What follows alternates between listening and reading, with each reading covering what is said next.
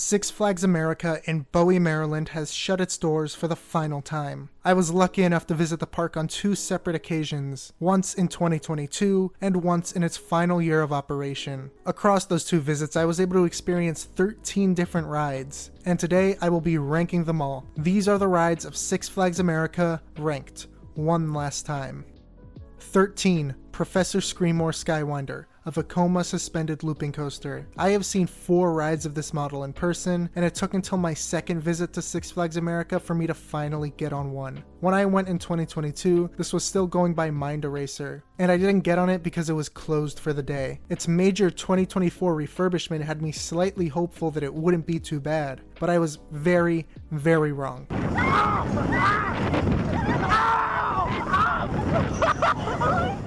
This is by far the worst coaster I have ever been on. It's rough, painful, and there's no enjoyment from the experience. SLCs aren't bad models either, but I had to ride this one so defensively I could not enjoy the forces it had to offer. This was a horrible ride, and I will not miss it. 12. Firebird, a B&M floorless conversion. This ride started its life at Six Flags Great America in the Chicago area, before finding its probable final home in Maryland. It was originally a stand-up coaster before being converted to B&M's floorless trains. I never rode it as a stand-up, but the floorless conversion did not do it any favors. It's the roughest B&M with genuine headbanging, and the layout just doesn't have much to offer. I imagine it had a little more bite as a stand-up, and it was probably smoother at Great America. Vortex at Carowinds was a decent ride, and Firebird is only a year older, so something had to have gone wrong here. This is such a historical ride, being the original B&M, but I think it overstayed its welcome by about 15 years. It's sad to see it go, but not for the ride experience. 11. Roar, a Great Coasters International wooden coaster. This one is a bit better than the previous two, but nothing special. I've heard this was much worse the further back you ride, but I only ever did the front row, so I might have kinder thoughts than most. Roar was pretty rough, no sugarcoating it. While I didn't mind that, its worst offense was being pretty boring overall. All of its elements were too large for the speed they were taken, so it didn't deliver any forces. There just wasn't much to this ride, and it being gone isn't a huge loss. 10. Renegade Rapids, a Hopkins River Raft ride. For the last 2 seasons of its life, this was Quantum Canyon Rapids, boasting a dinosaur theme. I would have loved to experience that, but I only experienced the original version back in 2022. This ride was pretty uneventful, and leaves a lot to be desired as a water ride. I would like to give it the benefit of the doubt. There were only 3 people on it when I rode, and I did deal with some of the rudest ride-ops I've ever seen. So maybe I just caught it at a bad time, but as for my one and only ride on it, it could have been much better. I'm sure the dinosaurs helped make it a bit more memorable, but I like to get wet on my water rides, and this did not do that. 9. Steam Whirler, a Zamperla Nebula Z. I was originally going to skip this ride as I've done it countless times at my home park, but I gave it a ride and it was about as fun as I thought it'd be. I think this model is overlooked by many enthusiasts. It doesn't provide many thrills, but it's a ton of fun. This ride only being introduced in 2024, I'm sure it will pop up at another Six Flags, and whatever park gets it will be lucky to have it. 8. Penguin's Blizzard River, a Whitewater West spinning rapids ride. This is a glorified water slide, and for as strange as it is, I had a good time. It's a bit of an upgrade from Renegade Rapids, and it does get you a bit more wet. It's not the best water ride I've done, but I had a good time on it, and I would have given it a second ride if it wasn't closed during my final visit.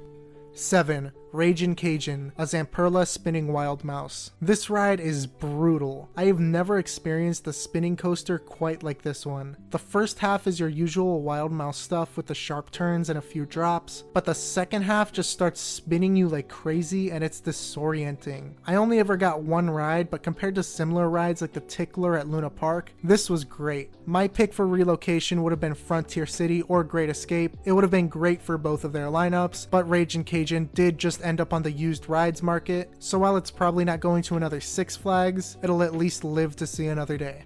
6. Wonder Woman Lasso of Truth, a fun time star flyer. The only similar ride to this that I've done is Windseeker at Carowinds. Every other one I have simply walked past at other parks. I decided to give this a try since the park was closing, and it was great. It gave the best views from anywhere in the park, and it was overall a pretty relaxing ride. I could see this being relocated, so maybe someday I'll be getting on it again.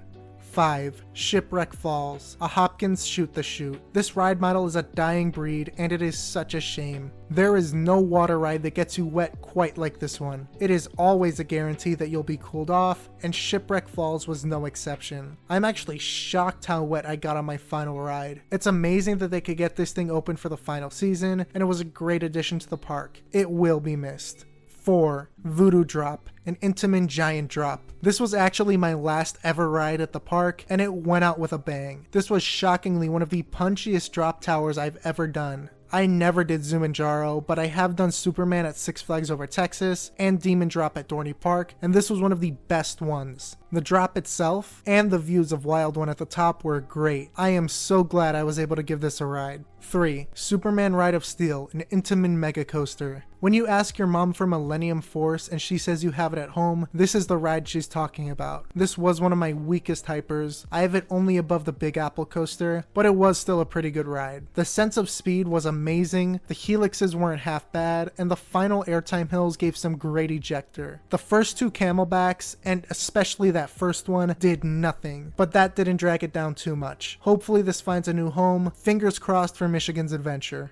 2. Joker's Jinx, a Premier catapult coaster. I've been on 3 of these spaghetti bowl coasters from Premier, and something about this one just hits completely different. The launch was shockingly powerful, and the remainder of the ride felt out of control in a way that Poltergeist at Fiesta Texas and Flight of Fear just don't. The positive G's are very strong, the inversions all flow nicely, and the sense of speed is great. The ride was a blast, and it's a shame that the best of these clones is the one that closed, but hopefully it can bring life to the others for years to come. And finally, number 1, Wild One, a Philadelphia Toboggan Coaster's wooden coaster. I missed this ride my first visit, and it was a major motivator to have one last trip to this park. Wild One was as awesome as everyone said it was. It had some great airtime, crazy laterals, and was surprisingly smooth. This was the oldest operating coaster in America, dating back to 1917, surviving a fire, its original park's closure, and a relocation to Maryland. Unfortunately, it looks like it took the swift hand of Richard Zimmerman to finally put Wild One in the ground, and it will be sorely missed.